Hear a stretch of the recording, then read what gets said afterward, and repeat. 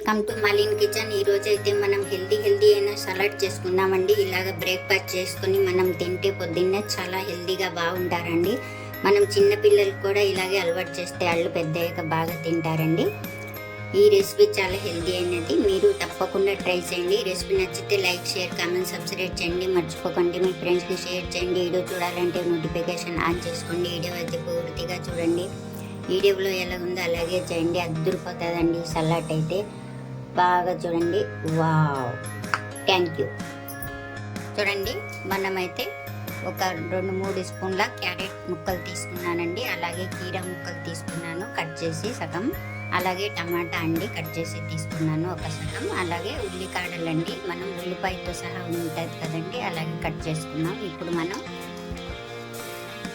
అలాగే ఒక గిన్నె అయినా బౌల్ అయినా ఏదో ఒకటి తీసుకోవాలండి. తీసుకొని మనం ఇప్పుడు ఇవన్నీ కట్ చేసి పెట్టుకున్నాం కదండి, ఈ ముక్కల్ని మనం దీంట్లో వేసేసుకోవాలండి. అన్నీ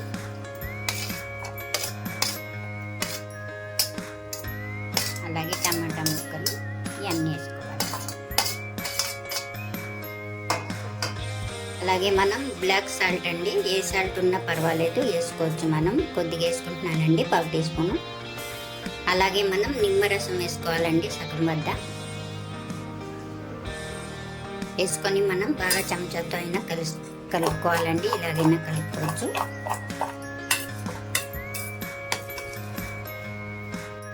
ఇలా బాగా కలుపుకున్న తర్వాత ఇప్పుడు పల్లీలు అండి, నేనైతే కొన్ని పల్లీలు తీసుకొని వేయించుకొని పెట్టుకున్నాను. వేడిగానే ఉన్నాయి. ఈ పల్లీల్ని మనం దీంట్లో వేసేసుకోవాలండి ఈ సలాడ్లో. ఎందుకంటే తినేటప్పుడు క్రంచిగా బాగుంటాయండి. మనం వేసుకోవాలి. వేసుకొని మనం కలిపేసుకోవాలి. ఇలా అంతే అండి, సింపుల్గా అయిపోయే బ్రేక్ఫాస్ట్ సలాడ్ అయితే రెడీ అయిపోయింది. ఇలా తింటే చాలా హెల్తీగా ఉంటారండి. ఈ రెసిపీ నచ్చితే లైక్ చేయండి.